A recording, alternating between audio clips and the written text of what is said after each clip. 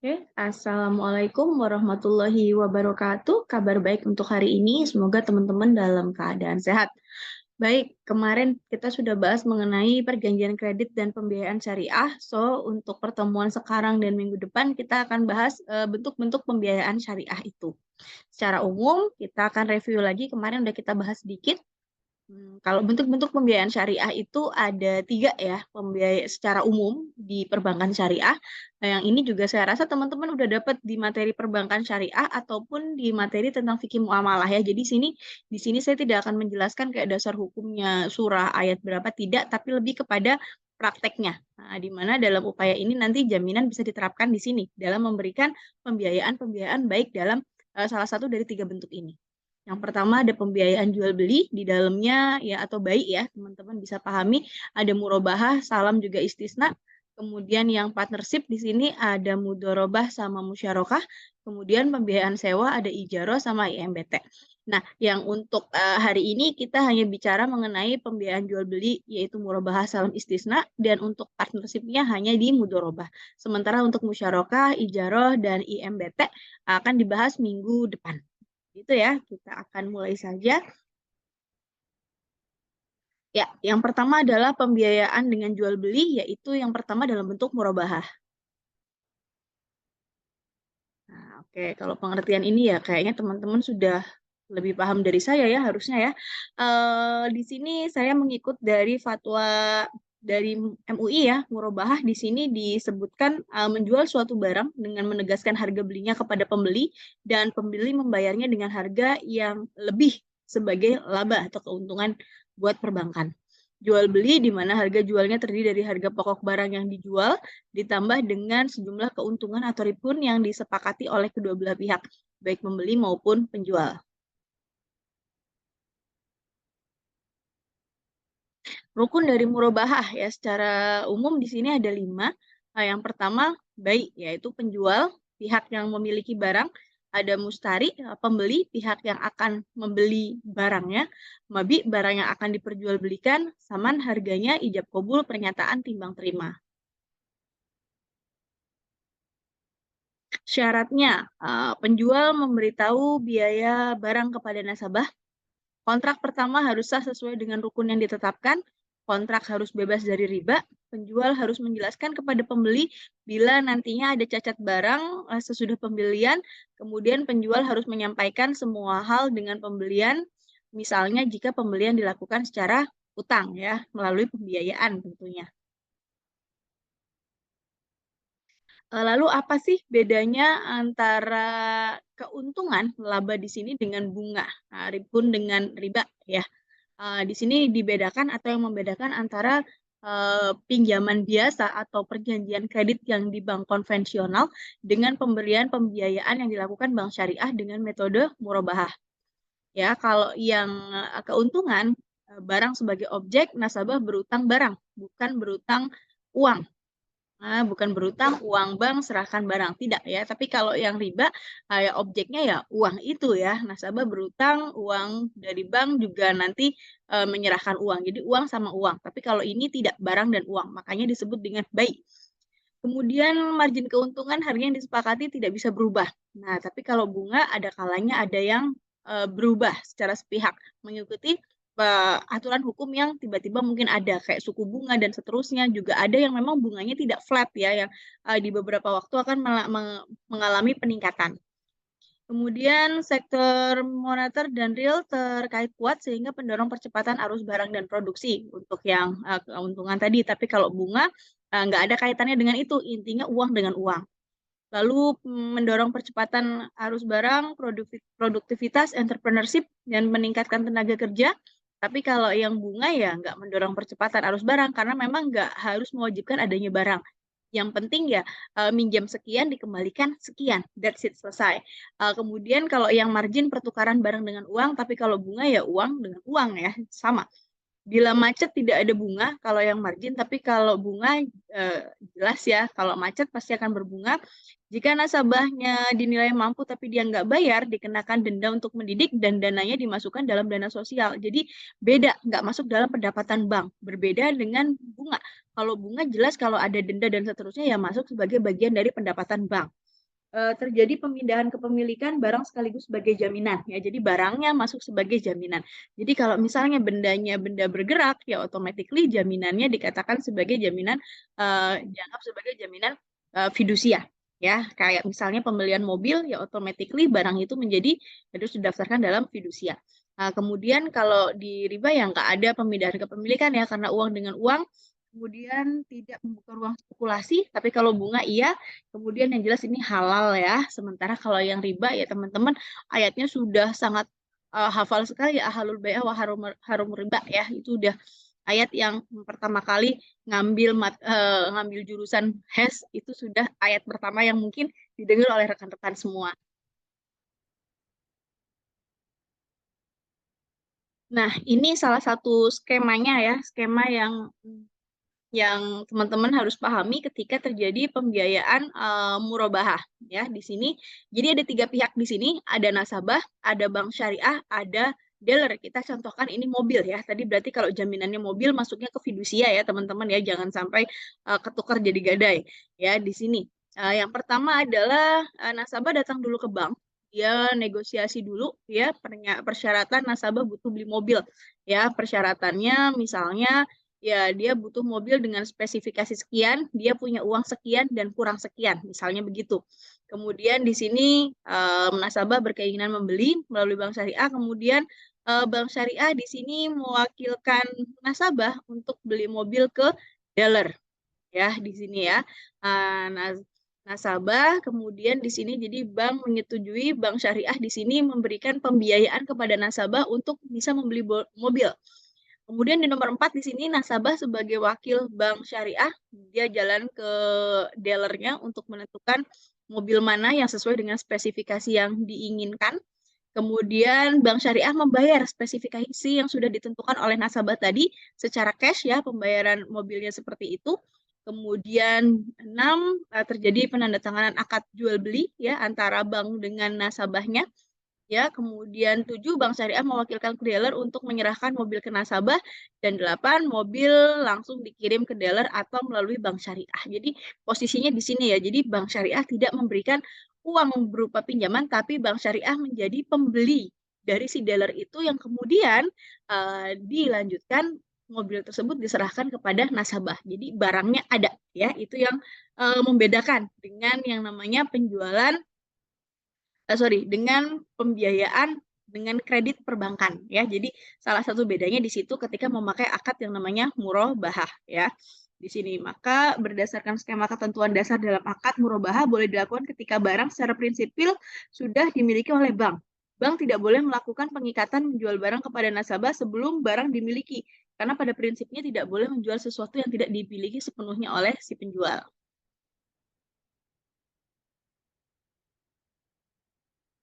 Nah, produk perbankan syariah dengan menggunakan akad murabahah, di sini ya pembelian barang ya, artinya nggak hanya mobil, tapi bisa juga yang lain kayak motor dan seterusnya ya, barang apapun itu bisa karena akadnya adalah jual beli. Kemudian modal kerja, ya kalau memang dia menginginkan ya modal kerja kalau ada penambahan kayak barang-barang untuk mempekerjakan seseorang atau memproduksi sesuatu, jadi butuh bahan baku bisa dengan cara ini.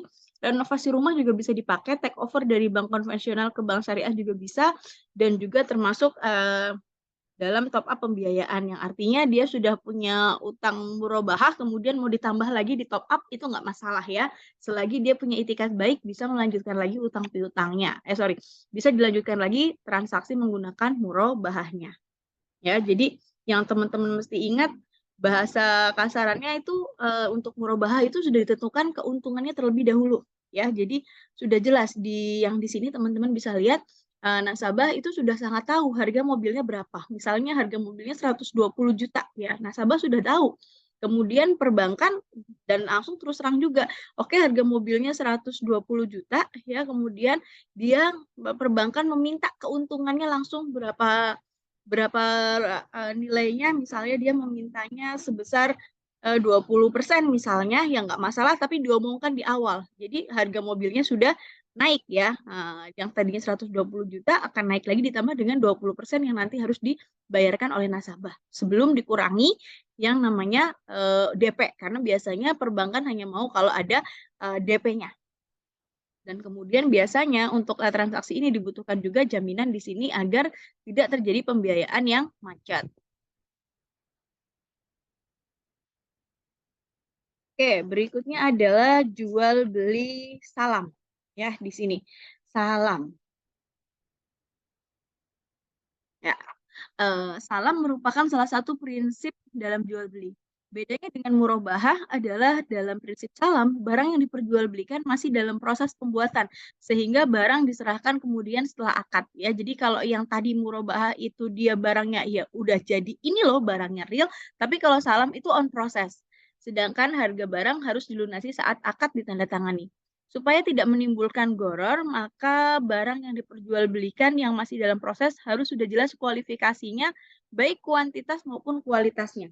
Jadi secara etimologi di sini salam adalah salaf ataupun sesuatu yang didahului. Dalam konteks ini, jual beli salam berarti mendahulukan uangnya dulu atau pembayarannya, sedangkan barangnya diserahkan di kemudian hari. Kalau menurut Boklet Perbankan Syariah, salam merupakan akad pembiayaan suatu barang dengan cara pemesanan ya dan pembayaran harga yang dilakukan terlebih dahulu dengan syarat tertentu yang disepakati sedangkan penyerahan barang dilakukan sesuai dengan kesepakatan yang dibuat.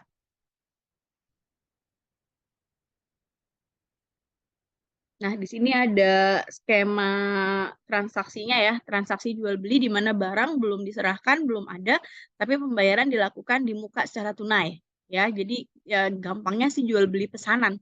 Konsep dasar baik salam, bank membeli secara tunai kepada petani, barang diserahkan kemudian secara tangguh. Artinya setelah petaninya mendapatkan panen, ya. Jadi di sini kayak contohnya Bank Islam membeli 5 ton padi seharga 5 juta secara tunai cash.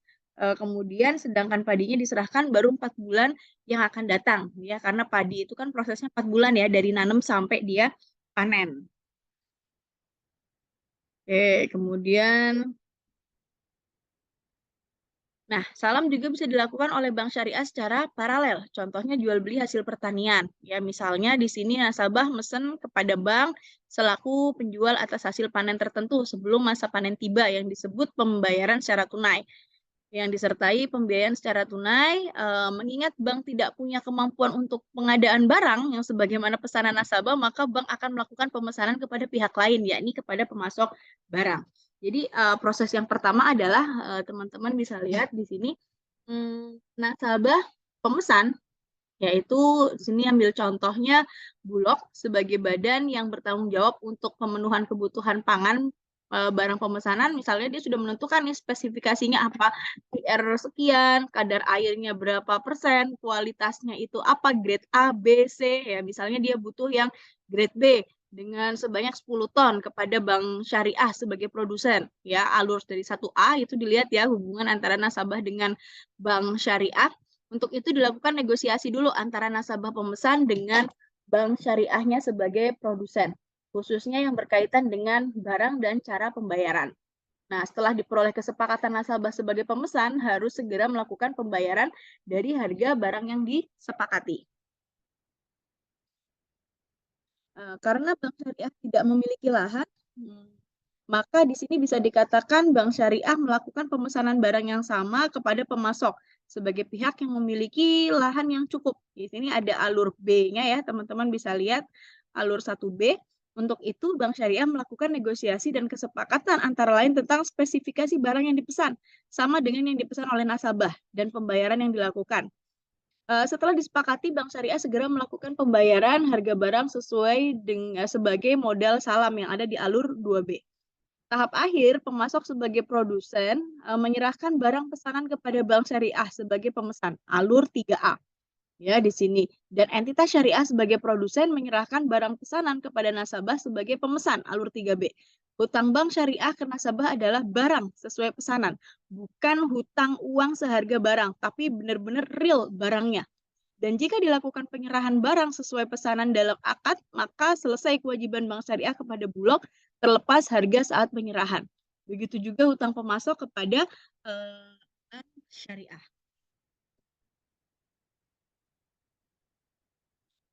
Kemudian jenis jual beli yang ketiga yang disebut jual beli istisna. Ya, istisna itu apa? Secara bahasa berarti minta dibuatkan. Ya, di sini suatu kontrak jual beli antara pembeli mustasni dengan penjual sani, kemudian di mana pembeli memesan barang masnu dengan kriteria yang jelas, harga yang telah disepakati dan pembayaran secara bertahap cicilan atau ditangguhkan sampai pada masa yang akan datang. Kalau di sini Az-Zuhaili menyatakan istisna ialah kontrak penjualan antara pembeli dan penjual dengan cara memesan pembuatan barang seperti halnya bangunan, rumah, ruko, pakaian, furniture, sepatu, jalan raya, dan sebagainya. Kedua belah pihak sepakat atas harga dan sistem pembayarannya. Kamus istilah perbankan syariah di sini menyebutkan kalau kontrak istisna itu adalah kontrak penjualan antara pembeli dan pembuat barang menurut spesifikasi yang telah disepakati dan menjualnya kepada pembeli akhir. Kedua belah pihak bersepakat atas harga serta sistem pembayaran, apakah pembayaran dilakukan di muka melalui cicilan atau ditangguhkan sampai suatu waktu pada masa yang akan datang. Sehingga dapat disimpulkan istisna itu merupakan akad jual beli, bentuknya berupa pemesanan atau pembuatan barang tertentu, kriteria persyaratan tertentu yang disepakati antara pemesan, pembeli, mustasni, dan juga dengan si pembuat atau si penjualnya. Nah, di sini ada dua kedudukan bank syariah ya, kedudukan bank syariah dalam istisna. Ada istisna sebagai bank syariah sebagai pembuatnya atau sebagai produsen, entitas syariah sebagai produsen dalam transaksi istisna dapat dilakukan untuk mengelola dana seperti renovasi rumah, pembuatan perkebunan kelapa sawit ataupun dan sebagainya. Jadi yang pertama di sini entitas syariah sebagai produsen dan pemesan akhir melakukan negosiasi terutama tentang spesifikasi barang termasuk cara penyerahan dan cara pembayaran atas barang tersebut hingga disepakati dan dituangkan dalam akad istisna. Entitas syariah menerima modal istisna dari pemesan akhir, misalnya pembayaran dilakukan di muka atau sebagai dari modal selama dalam proses pembuatan barang. Barang pesanan dari hasil produksi entitas syariah diserahkan kepada pemesan akhir sebagai pembeli atau pemesan. Dengan diserahkan barang tersebut, kewajiban bank syariah sebagai pembuat telah selesai. Ya, jadi di sini barang, penerima modal, penyerahan barang, pesanan. Kemudian kalau dia posisinya sebagai pemesan, ya kalau tadi sebagai dia sebagai produsen, kemudian kaitannya dengan pembeli, ini posisinya yang berikutnya adalah dia sebagai entitas syariahnya sebagai pembeli pemesan dan produsennya adalah di kontraktornya. Ya, kalau yang di sini entitas syariah sebagai pemesan dan kontraktor sebagai produsen melakukan negosiasi terutama tentang spesifikasi barang termasuk cara penyerahannya dan cara pembayaran atas barang tersebut sehingga disepakati dan dituangkan dalam akad istisna. Entitas syariah di sini sebagai pemesan menyerahkan modal istisna dari kontraktor sebagai produsen. Misalnya pembayaran dilakukan di muka atau sebagian dari modal selama dalam proses pembuatan barang. Barang pesanan dari hasil produksi kontraktor diserahkan kepada entitas syariah sebagai pembeli atau pemesan.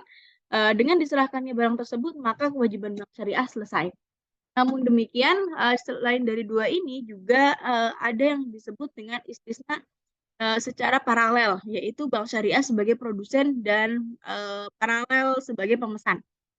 Di sini ada dua transaksi istisna yang dilakukan secara simultan, dilakukan kalau bank syariah sebagai produsen, dia nggak mampu mengerjakan sendiri dan menyerahkan kepada pihak lain untuk membuatkan atau dibutuhkan pihak ketiga. Dalam istisna paralel ini merupakan gabungan transaksi istisna entitas syariah sebagai pembuat atau produsen ataupun entitas syariah sebagai pemesannya. Di sini yang kita lihat dalam alur 1A. Ya, di sini 1A Anda teman-teman bisa lihat di sini pemesan akhir sebagai pembeli melakukan negosiat kepada entitas syariah sebagai kontraktor atas pembangunan gedung. Di sini contohnya untuk subkontraktornya kaitannya dengan gedung ya. Khususnya hal-hal yang berkaitan dengan spesifikasi gedung dan cara pembayaran hingga diperoleh kesepakatan dan dituangkan dalam akad istisna.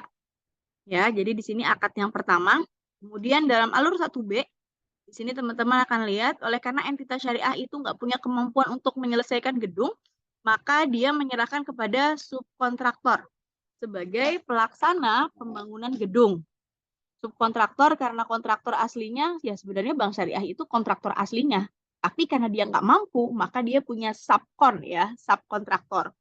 Untuk itu dilakukan negosiasi, khususnya spesifikasi barang, sama dengan yang dipesan oleh pemesan akhir dan cara pembayarannya hingga kesepakatan dan dituangkan dalam akad istisna atau akad istisna yang kedua.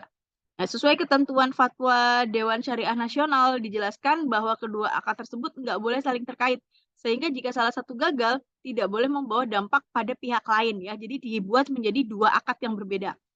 Dalam alur 2A, di sini teman-teman bisa melihat pemesan akhir melakukan pembayaran harga barang kepada entitas syariah, dan begitu juga dalam alur 2B. Entitas syariah menyerahkan modal pada subkon sesuai dengan kesepakatan. Nah, ini jika pembayaran dilakukan di muka atau dilakukan sebagian selama dalam proses produksinya. Subkontraktor setelah gedungnya jadi dibangun, maka diserahkan kepada entitas syariah dulu sebagai pemesan. Jika gedung nggak sesuai spesifikasi, maka entitas syariahnya bisa menolak.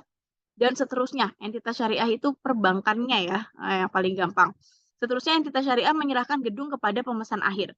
Misalnya ada keteledoran entitas syariah dalam menentukan spesifikasi barang ataupun penerimaan yang tidak sesuai dengan spesifikasi dan pemesan akhir, bisa menolak gedung tersebut, maka entitas syariah harus bertanggung jawab hingga barang sesuai spesifikasi yang disepakati. Kewajiban produsen dan kewajiban penyerahan barang sesuai dengan spesifikasi yang telah disepakati sebelumnya. Ya, itu tadi tiga hal atau tiga jenis pembiayaan dalam bentuk baik ya, mulai dari yang tadi murabahah, kemudian ada istisna dan juga salam. Kemudian kita melangkah ke yang berikutnya, yang itu kita masuk ke partnership atau pembiayaan kemitraan ya. Sebelumnya kita akan masuk ke mudharabah dulu, sementara kalau yang musyarakah kita akan bahas minggu depan. Ya, mudharabah ya, mohon maaf. Mudharabah ya di sini dikatakan akad kerjasama atau di sini ya partnership lah ya paling gampang antara dua pihak, di mana pihak pertama sohibul mal menyediakan 100% modal, sedangkan pihak lainnya menjadi pengelola. Ya, jadi keuntungan usaha secara mudharabah dibagi menurut kesepakatan yang dituangkan dalam kontrak. Sedangkan apabila rugi ditanggung oleh pemilik modal selama kerugian itu bukan akibat kelalaian si pengelola. Seandainya kerugian itu diakibatkan karena kecurangan atau kelalaian si pengelola, maka pengelola harus bertanggung jawab atas kerugiannya. Ya, jadi yang satu punya usaha, yang satu punya modal. Jadi dua orang atau dua pihak yang saling bekerja sama. Ketentuan dalam pembiayaan mudharabah. Satu, pembiayaan mudharabah adalah pembiayaan yang disalurkan oleh lembaga keuangan syariah kepada pihak lain untuk suatu usaha yang produktif. Ya, dalam pembiayaan ini lembaga keuangan syariah sebagai sohibul mal atau pemilik modal yang melakukan pembiayaan sebesar 100% ya kebutuhan suatu proyek atau usaha, sedangkan pengusaha nasabah bertindak sebagai mudharib atau pengelola usahanya. Jangka waktu usaha, tata cara pengembalian dana, dan pembagian keuntungan ditentukan berdasarkan kesepakatan kedua belah pihak, ya, antara si lembaga keuangan syariah dengan pengusaha yang nanti akan menjalankan bisnis tersebut. Mudharabah boleh melakukan berbagai macam usaha yang telah disepakati bersama, dan sesuai dengan syariat, dan LKS tidak ikut serta dalam manajemen perusahaan atau proyek, tetapi mempunyai hak untuk melakukan pembinaan dan pengawasan. Jumlah dana pembiayaan harus dinyatakan dengan jelas dalam bentuk tunai dan bukan dalam wujud piutang. Selanjutnya, lembaga keuangan syariah sebagai penyedia dan menanggung semua kerugian akibat dari mudharabah, kecuali jika mudharib atau nasabah melakukan kesalahan yang disengaja, baik itu karena lalai ataupun menyalahi perjanjian. Pada prinsipnya, dalam pembiayaan ini nggak ada jaminan. Namun, agar mudharib tidak melakukan penyimpangan, LKS bisa meminta jaminan dari mudharib atau pihak ketiga. Nah, ini jaminannya yang nanti teman-teman masuk. Jaminan yang dipakai apa? Umumnya adalah bisa fidusia maupun hak tanggungan. Yang gadai itu jarang sekali ya perbankan memakai itu. Biasanya dua itu, fidusia atau gadai ya, atau termasuk juga nggak masalah sih kalau nanti makainya hipotek ya. Tapi kalau gadai enggak biasanya karena bank nggak mau menyimpan sesuatu. Ya, jaminan ini hanya dapat dicairkan apabila mudharib terbukti melakukan pelanggaran terhadap hal-hal yang telah disepakati bersama dalam akad. Kriteria pengusaha, prosedur pembiayaan, dan mekanisme pembagian keuntungan diatur oleh LKS dengan memperhatikan dari DSN atau ya di sini tadi ya Dewan Syariah Nasional. Biaya operasional dibebankan kepada mudorib. Dalam hal penyandang dana, KS tidak melakukan kewajiban atau melakukan pelanggaran terhadap kesepakatan, mudorib berhak mendapatkan ganti rugi biaya yang telah dikeluarkan. Nah, di sini ada skema dari akad mudorobah. Ya, di sini langkah pertama di sini teman-teman bisa lihat yang pertama ada kontrak antara nasabah dengan perusahaan berupa kontrak pengadaan barang atau pelaksanaan proyek. Kemudian di nomor langkah keduanya di sini bisa dilihat nasabah pergi ke bank syariah untuk mengajukan pembiayaan dengan memenuhi persyaratan yang diminta oleh bank. Kemudian bank akan mempelajari permohonan nasabah, setelah itu diadakan negosiasi antara bank dan nasabah. Ketika ada kesepakatan, maka dilanjutkan ke langkah berikutnya. Akad mudorobah, dalam akad ya akan dijelaskan hak dan kewajiban masing-masing sebenarnya. Setelah akad ditandatangani, dilanjutkan dengan tindak lanjut akad, yakni pencairan dana 100% kepada nasabahnya. Ya, jadi tidak ada potongan-potongan yang kayak kalau kita di perbankan konvensional. Biasanya sudah dipotong angsuran pertama. Ya, ini ketahuan dari mana karena Bu Eva juga pernah ngutang di bank. Ya, jadi tahu kalau uang yang diterima tidak 100% tapi sudah dikurangi oleh angsuran pertama. Dana yang sudah dicairkan langsung dikelola oleh nasabah sesuai dengan penggunaan yang sudah disepakati. Dana yang sudah dikelola oleh nasabah pada periode tertentu akan mendatangkan keuntungan. Keuntungan kemudian dibagi hasilkan sesuai kesepakatan antara bank dengan nasabah. Pembayaran bagi hasil untuk bank sekalian ditambahkan dengan pembayaran pinjaman pokok. Pinjaman pokok akan tetap dibayarkan setiap bulan sebesar pokok pinjaman sampai masa waktu atau tenor pinjaman berakhir. Ya, kurang lebih begitu ketika kita bicara mengenai mudorobah. Demikian ya, lebih lanjut kita akan lanjutkan minggu depan kaitannya dengan partnership yang satunya yaitu syirkah ya atau musyarakah. Kemudian yang kedua kaitannya dengan untuk sewa menyewa baik yang akadnya ijarah ataupun IMBT. Demikian dari saya, terima kasih banyak untuk hari ini. Wallahul muwaffiq ila aqwamit thoriq. Wassalamualaikum warahmatullahi wabarakatuh.